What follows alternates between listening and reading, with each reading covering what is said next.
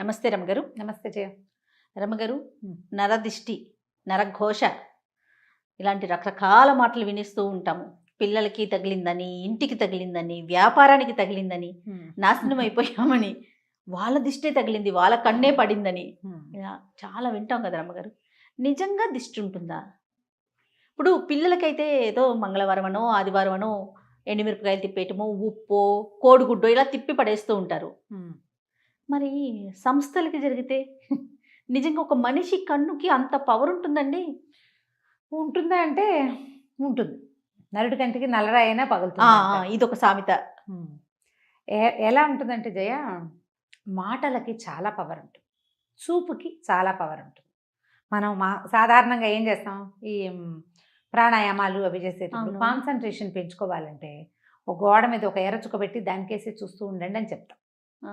ఇది నేను చెప్పాను కూడా ఇదివరకు. చాలా మంది చెప్తుంటారు, పెద్దవాళ్ళంతా చెప్తారు. ఆ పెద్దవాళ్ళ దగ్గర విని నేను కూడా చెప్తుంటాను. ఆ చుక్కకేసి అట్లా చూస్తున్నాం అనుకో, మొదట అసలు అది సూది మన పొడిచినంత చిన్న చుక్క కాసేపటికి పెద్దది అవుతుంది, ఇంకా పెద్దదైపోతుంది, తర్వాత కళ్ళంతా నిండిపోతుంది. చుక్క అంతే కదా ఉంది. మన కళ్ళకి ఏమైనా పవర్ ఉందా? ఏం లేదు. చూడగా చూడగా ఏమవుతుంది? అది పెద్దది. పెద్దదైపోతుంది. ఏదైనా చూసి ఎంత బాగుందో బాగుందో బాగుందని పదే పదే. ఇప్పుడు పిల్లల్ని ఎక్కడికైనా బజార్ తీసుకెళ్ళాం, నలుగురు మన ఫంక్షన్లకే తీసుకెళ్ళాము. అందరూ అబ్బో పిల్లాడు బాగున్నాడు బాగున్నాడు, భలే ముద్దుగా ఉన్నాడు, అబ్బో వీడు ఎంత యాక్టివ్, అట్లా 5-6 సార్లు 10 సార్లు అని అందరి కళ్ళు వాడు ఎటు టింగ్ టింగ్ అని ఎగురుతున్నాడు అనుకో, అందరు వాడికేసి చూస్తుంటారు. ఓ 2-3 గంటల తర్వాత పిల్లాడు కింద పడతాడు, లేకపోతే వాడు ఏదో ఎందుకో నస మొదలుపెట్టి ఇక ఏడ్చుకుంటూ ఉంటాడు, కన్ను తగిలేసింది పిల్లాడికి. అందరూ చూస్తుండేసరికల్లా ప్రతి వాళ్ళ కాన్సన్ట్రేషను ఒక విషయం మీదకే వెళ్తే అక్కడ ఒక డిస్టర్బెన్స్ ఏర్పడుతుంది. మానవ శరీరాలకి చుట్టూతో ఒక ఆరా ఉంటుందంటారు. అవును. చుట్టూతో ఒక చిన్న కాంతి వలయం ఉంటుంది. ఈ వలయం దెబ్బతినిపోతుంది. దానివల్ల మనం దిష్టి తగిలింది అని చెప్తాం. ఇప్పుడు దాన్ని నరదృష్టి. ఎంత బాగుందో వాళ్ళ అబ్బాయి, ఎంత బాగున్నాడో, అంటే అదేం పిల్లాడమ్మా అలా ఉన్నాడు అన్నా కూడా దిష్టి తగులుతుంది. పిల్లాడు బాగులేదన్నా బాగున్నాడన్నా దిష్టే, ఓగున్నాడన్నా దిష్టేనంటారు. ఓకే. ఏమి బాగుండలే పిల్లాడు, ఏం బాగుండలేదు పిల్లాడు అన్నా కూడా దిష్టే. పిల్లాడు బాగున్న దిష్టే, బాగుండపోయినా దిష్టే. చూస్తూ ఉంటే జనం చూసిన కొందికి ఇబ్బంది వస్తుంది అనమాట. అయితే ఇప్పుడు సంస్థలు లేదా వ్యక్తుల గొప్పతనాలకి జనం ఏమిటి, ఇప్పుడు అమ్మో వీళ్ళు ఎంత సంపాదించేస్తున్నారో అని గాను, లేకపోతే ఎంత పేరు వచ్చేసిందో అని కానీ అందరూ దాని గురించే మాట్లాడి ప్రతి వాళ్ళు దాని మీదే దృష్టి కలిగి ఉంటే దాన్ని నరఘోష అంటారు. ఘోష. ఇప్పుడు నోటితోటి ఒక మాట అంటాం కదా జయ, వీళ్ళు ఎంత సంపాదిస్తున్నారో, లేదా మంచి సంపాదన వచ్చింది అని అన్న లోపల ఒక మంట ఉంటుంది మనకి. ఒక్కొక్క వ్యక్తిని బట్టి, వాళ్ళ మనస్తత్వాన్ని బట్టి.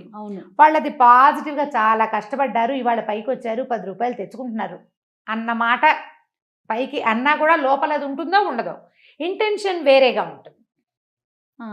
లోపల ఉడుకుతోందనుకో, బయటికి వచ్చిన ఈ మాటలలో ఒక రకమైన వైబ్రేషన్ రిలీజ్ అవుతుంది.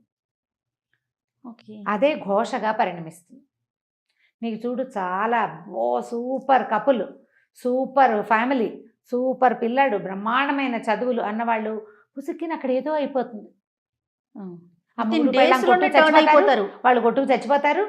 ఈ పిల్లాడు పరీక్ష రాసి రేపొద్దున ఐఏఎస్ ఇంతే అనుకున్నవాడు యాక్సిడెంట్ అయ్యి అక్కడెక్కడో పడతాడు, లేకపోతే అక్కడికి వెళ్ళాక రాదు. కొంతమందికి ఫెయిల్ అయిపోతారు, లేదా అన్నీ బాగానే ఉంటాయి, అవేం ఫెయిల్ అవ్వవు. వీళ్ళకే ఏదో అనారోగ్యమో, చెప్పుకోలేని ఇబ్బందులు, వీళ్ళ సక్సెస్ అంతా అలాగే ఉంటుంది. కానీ వాళ్ళ జీవిత ప్రయాణం మహావిసగటగా మారిపోతుంది. రోజు ఏదో ఒక చిన్న ప్రాబ్లంతోటే ఉంటుంటారు వాళ్ళు. సక్సెస్ మాత్రం అదే రేట్లో ఉంటుంది. ఈ ఘోష సక్సెస్ని కొట్టలేదు, ఎందుకంటే వాళ్ళ సక్సెస్ జాతక లక్షణాలు గట్టివి, గ్రహాలు చాలా గట్టివి. అందుకని వీళ్ళకి చిన్న చిన్న ఇబ్బందులు, రుగ్మతలు, శారీరక మానసికమైన రుగ్మతలు, సంసారంలో ఇబ్బందులు, స్నేహితులతో ఇబ్బందులు వచ్చేస్తాయి. మనం గమనిస్తూ ఉంటాం వాటిని కదా. అయితే వీటిని ఎట్లా చేసుకోవాలి అంటే పురాతన కాలం నుంచి వచ్చిన పద్ధతి అయితే ఉప్పుతో దిష్టి తీసుకోవటమే చెప్తారు. ఓకే. ఉప్పు నెగిటివ్ ఎనర్జీని తీసేస్తుంది. పిల్లలకి ఏం చేస్తాం, 2 గుప్పెళ్ళతో ఉప్పు పట్టుకుని ఇటు 3 సార్లు ఇటు 3 సార్లు తీస్తాం. 3 2 3 6 సార్లు తీసి ఈ ఉప్పుని నీటిలో పోస్తే ఉప్పు కరిగిపోతుంది, నెగిటివ్ ఎనర్జీని తీసేస్తుందని. ఈ తిప్పటం వల్ల మన చుట్టూతా బాడీ చుట్టూతా ఆరా ఉంది కదా, దాన్ని ఆరా పుల్ చేస్తాం, పుల్లింగ్ అవుతుంది అనమాట. అది ఆరా మళ్ళీ యథాప్రకారం లాగబడుతుందని మన పాతకాలపు పద్ధతి. ఇప్పటికీ కూడా ఈ నెగిటివ్ ఎనర్జీని పోగొట్టుకోవాలంటే ఎప్పుడూ ఉప్పు క్యారీ చేయాలని చెప్తారు. ఇళ్లల్లో మనం ఇంట్లోకి వెళ్తాం, ఈ మన హాల్లో కనపడే చోట రాళ్ల ఉప్పు ఒక కప్పులో పోసి పెట్టడం, నెల నెల మార్చేసుకోవాలి. బాత్రూముల్లో ఉప్పు పోసి పెట్టుకోవటం, బాత్రూంలో కూడా ఒక గ్లాస్ బౌల్లో ఉప్పు అని తెలియాలన్నమాట, అటు పెట్టుకోవటం. తర్వాత ఎక్కడి నుంచైనా బయటికి నుంచి వస్తే నీళ్ళల్లో కాస్త ఒక చిటికెడు ఉప్పు వేసుకొని, రాళ్ల ఉప్పు వేసుకొని స్నానం చేయటం 4 చెంబులు. ఇంకా అదే చెయ్యాలి. ఇంట్లో ఉప్పు నీళ్ళలో ఉప్పేసి ఇల్లు తుడుచుకోవటం. నెగిటివ్ ఎనర్జీ తగ్గుతుంది దీంతో. తర్వాత ఎప్పుడు ఏదైనా ఒక భగవన్నామ స్మరణని అలవాటు చేసుకోవాలి. అప్పుడు ఈ బయట నుంచి వచ్చే వైబ్రేషన్స్ని లోపల నుంచి వస్తున్న వైబ్రేషన్ ఫైట్ చేస్తుంది. సూపర్, బాగుంది కదా, చాలా బాగుందండి. ఏదో ఒక భగవన్నామ స్మరణ మన ఫోన్లోనే ఒక ఏదైనా ఒక శ్లోకమో ఒక స్తోత్రమో రింగ్ టోన్ లాగా పెట్టుకోవడం, సినిమా పాటలు కాకుండా. మన ఫోన్లో అంటే ఇలాంటి పరిస్థితి ఉన్నవాళ్ళు గాయత్రి మంత్రం అని నేను చెప్పను, నేను దాన్ని అందరూ ప్రొనౌన్స్ చేయడం మీద పెద్దగా ఆసక్తి ఉండదు నాకు. సాధారణంగా ఏదో మంత్రం, ఒక భగవత్ సంబంధమైన భజన, ప్రార్థన, అవతల వాళ్ళు మన ఫోన్ రింగ్ చేయగానే ఆ ప్రార్థన వినపడాలి వాళ్ళకి. వాళ్ళలో ఏదైనా నెగిటివ్ ఇంటెన్షన్ ఉన్నా ఈ ప్రార్థన వాళ్ళకి తగ్గించేస్తుంది. బాగుంది. మనకు కూడా మనం ఇప్పుడు వాళ్ళకి అది వినపడుతుంది, మనకు వినపడేందుకు ఒకటి ఉంటుంది కదా రింగ్ టోను, అది కూడా ఏదైనా అయితే ఇప్పుడు ఈ భగవన్నామస్మరణ పెట్టుకున్నాం అనుకోండి, అది మధ్యలో కట్ చేసినట్లు అవుతుంది మనం ఆన్ చేస్తే. అవునవును. అందుకని అది చెయ్యకూడదని చాలామంది భావిస్తారు. 2 నామాలు పెట్టుకోండి, ఏవైనా పాటలాగా కాకపోయినా ఫుల్గా 2 నామాలు పెట్టుకుంటే అప్పుడు వాళ్ళకి అవతల వాళ్ళకి అది వినపడుతుంది, మనకి ఇది వినిపిస్తుంది. 2 రింగ్స్ వచ్చేసాక మనం ఆన్ చేసినా పర్వాలేదు, స్తోత్రం కాదు కదా. అవునవును. ఆ నామం పూర్తయ్యాకే ఆన్ చేయండి ఫోను. లేదా సన్నటి తంబురా శబ్దం పెట్టుకోండి. వీటి వల్ల ఏమవుతుందంటే ఈ వైబ్రేషన్ వల్ల అది కొంచెం తగ్గుముఖం పడుతుంది. ఉప్పు ఎప్పుడు పనిచేస్తుంది. ఇప్పుడు సంస్థల్లో సమస్య వస్తుంది, సంస్థల్లో కూడా ఆకుపచ్చటి చెట్లు, మనం ఇప్పుడు బోల్డెన్ ఇండోర్ ప్లాంట్స్ వచ్చినాయి కదా, ఆకుపచ్చటి చెట్లు, ఉప్పు రాళ్ళు, ఈ 2 ఎప్పుడు మనుషులకి లోపలికి వచ్చిన వాళ్ళకి బయటికి వెళ్ళే వాళ్ళకి కనపడేలాగా పెట్టించుకోవాలి. ఓకే. ఈ 2 చాలా కంట్రోల్ చేస్తాయి. నేనైతే గ్రీనరీ చాలా ఇష్టం నాకు.